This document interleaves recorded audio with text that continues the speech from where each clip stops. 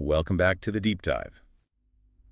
Okay, so we've got your sources, all that research on English fluency, and we're aiming to give you the quickest way to really get informed. That's the plan. And today, we're diving into something that, well, a lot of English learners find kind of tricky, phrasal verbs. Mm-hmm. Yeah. Definitely a common sticking point. Yeah, those combinations, like wake up or look after or give up.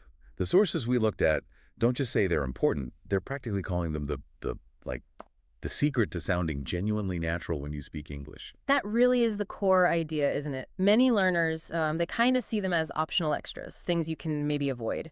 But the research, it's totally clear. Native speakers use them all the time. So much so that, well, without them, your English might always sound a bit stiff. A bit formal, maybe, or like you said, sort of mechanical. Exactly. So our mission today, figure out what they are, why they matter so much, and crucially, find some ways to learn them without feeling totally overwhelmed. Right. Let's get into it. We should probably start with the basics. Lay the groundwork, but then quickly get to the complex stuff. So structurally, what is a phrasal verb?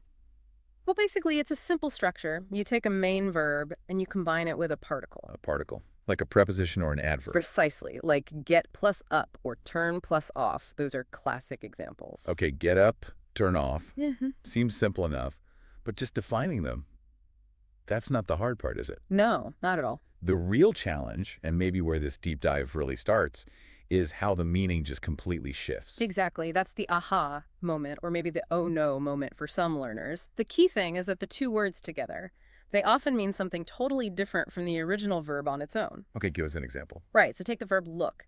Simple enough, it means to use your eyes, to see something. Yeah. But then you add after to make look after. Suddenly, it's got nothing to do with seeing. It means to take care of someone or something. Ah, okay. So look means see, but look after means care for. Totally different. Totally different. And that non-literal sort of idiomatic meaning, that's where it gets complex. And, kind of interesting too. You can't just guess the meaning from the parts. So, okay, I get that. But why not just use the single word version then? If look after means take care of, why not just stick with take care of?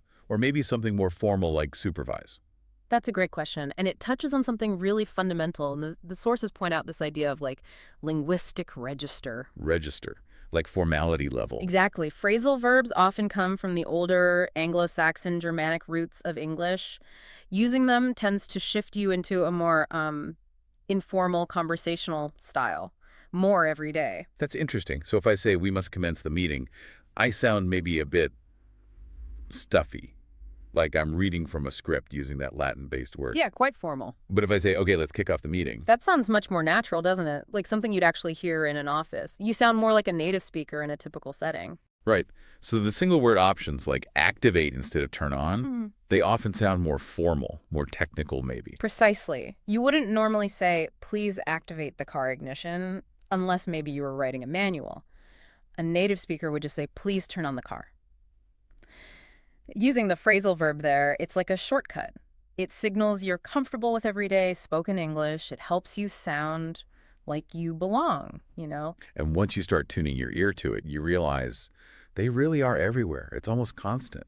Maybe we should run through a few really common ones just to give everyone listening a feel for how basic they are. The sources mention a few key ones. Yeah, good idea. Wait up.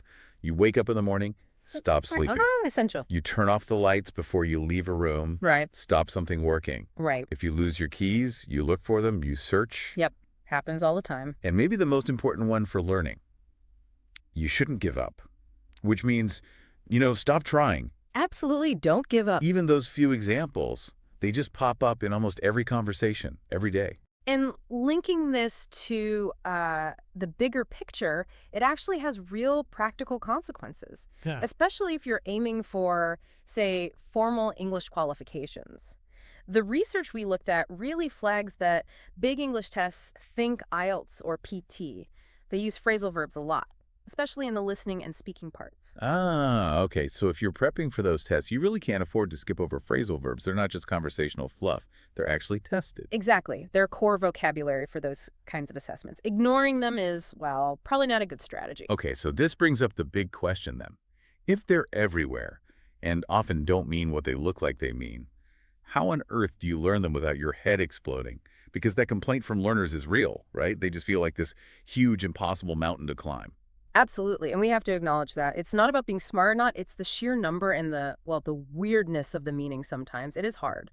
But that's why the sources give some really clear, practical strategies, things you can actually do. Okay, what's strategy number one? Pacing. Simple as that. You have got to stop trying to memorize the entire dictionary of phrasal verbs at once. The research shows that trying to cram hundreds just doesn't work. People forget them almost immediately. So slow and steady wins the race. Pretty much. The specific advice is to aim small. Learn maybe 3 to 5 new phrasal verbs each day, but, and this is key, really focus on using those few. Get them into your active vocabulary. Quality over quantity. Makes sense. Definitely. But, lots of advice says learn a few words a day. What did our deep dive find about making them stick? Because the sources talked a lot about grouping them, right? Not just learning random ones. Yes, exactly. Thematic grouping. That's strategy 2. And it's powerful because of context. How does that work? Well, your brain likes connections. It remembers things better when they're linked. So instead of learning check-in on its own, Which you do at a hotel or airport. right, you learn it alongside other travel verbs, like set out, which means start a journey, or take off for a plane leaving the ground, or maybe drop off, like dropping someone at the station. Ah, I see. So you create these little mental clusters related to a topic. Exactly. Or maybe you're focusing on study or work. You could group hand in like an essay Yep. with look up, like looking up a word in the dictionary and go over, like reviewing your notes. Yeah. By linking them to a specific area, like travel or study, you're basically getting them ready to use when you talk about that topic. It's like building muscle memory for specific situations. Okay, that makes a lot of sense. Pacing, thematic grouping. What's the third piece? There has to be something about actually using them, right? Oh, absolutely. Strategy 3 is application. Active use. It's completely non-negotiable if you want them to become second nature. All the research on language acquisition points to this. You have to force yourself to use new vocabulary almost immediately. How, though? What's a practical way to apply them? Write things down. Keep a journal. Describe your day, but make a conscious effort to weave in the new phrasal verbs you learned. Write short stories, even silly ones, or create little dialogues for yourself. Practice saying them out loud. If you give up on the practice part, you'll definitely fall behind pretty quickly. See? You just used 2 right there. Give up and fall behind. Exactly. Once you start thinking about them, you can integrate them naturally. Okay, speaking of integration and getting things right, Yeah. we absolutely have to talk about the biggest trip up for learners, that whole separability thing.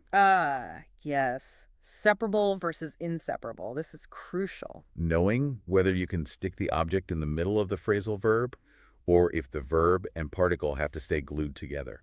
Getting this right is one of those subtle things that really separates competent speakers from truly fluent ones. It's a nuance, but an important one. So let's break it down. What's a separable one look like? Okay, so for separable phrasal verbs, you have flexibility. A classic example is turn off. You can say, I need to turn off the light. Object, the light, comes after the whole phrase. Right, but you can also say, I need to turn the light off. You put the object between the verb turn and the particle off. Turn the light off. Okay. And both are correct. Both are perfectly correct. Same meaning. That's separable. That seems manageable. But then there are the inseparable ones, where you can't split them up. How do those work? This is where you have to be careful. Take our earlier example, look after, meaning take care of. This one is inseparable. Meaning the object cannot go in the middle. Correct. You absolutely must say, she will look after the children. The object, the children, has to come after the complete phrasal verb. And it would be wrong to say. It is definitely grammatically incorrect, according to all the linguistic sources, to say, she will look the children after. That structure just doesn't work for inseparable verbs. Wow. Okay. So getting that wrong, saying look the children after, that's a dead giveaway, isn't it? It immediately sounds unnatural. It really does. It often signals that the speaker is maybe translating word for word from their first language rather than using natural English structure. It's a key fluency marker to get right. So is there an easy way to know which is which? Or is it just memorization? Well, there are some patterns, often related to whether the verb needs an object, its transitivity. But honestly, for learners, the most practical advice from the sources is, when you learn a new phrasal verb, learn whether it's separable or inseparable right alongside its meaning. Especially focus on memorizing the common inseparable ones. Got it. So understanding that difference, separable versus inseparable, is vital for sounding correct. And just to kind of bring it all home, the sources included a nice little example of a real-life conversation, didn't they? To show how these verbs just flow naturally. Yeah, it was a good illustration. It showed how someone might talk about their day. They wake up, then they get ready. Standard morning routine. Then maybe they set out for work or a trip to start the journey. But oh no, disaster strikes. The car stops working. They wouldn't say the car ceased functioning. They'd say the car broke down. Instantly recognizable, yeah. Broke down. And then maybe a friend comes to the rescue. My friend picked me up. Another super common one. And later, they relaxed together. We just hung out for a while. Exactly. That little story, it just shows how dense everyday conversation is with these phrasal verbs. Wake up, get ready, set out, break down, pick up, hang out. They make it sound real. Fluid, natural conversation. So if we boil this whole deep dive down for you, the listener, the absolute core message is this. Phrasal verbs aren't just extra words. They're like a key part of the engine of conversational English. They shift your language into that natural, everyday gear. If your goal is to sound truly comfortable and, fluent, you really need to embrace them. And they don't have to be terrifying. Not at all. No. If you use the right approach, remember the strategies, learn them in small batches, pace yourself. Group them by topic, build those connections. And most importantly, use them. Apply them actively. Write with them. Speak with them. Make them yours. So this deep dive really aimed to give you that shortcut, that essential knowledge about why phrasal verbs matter and how you can start mastering them. We learned they're pretty much the key to unlocking natural, authentic English speech. And think about that whole learning process. It's interesting. One of the most vital pieces of advice from the sources was perfectly summed up by one of the phrasal verbs we talked about today. Never give up. That's a good one to end on. Yeah. Think about that phrase itself, give up. It captures the effort, the persistence needed, not just for phrasal verbs, but for the whole language journey. So keep at it. We'll see you next time for another deep dive.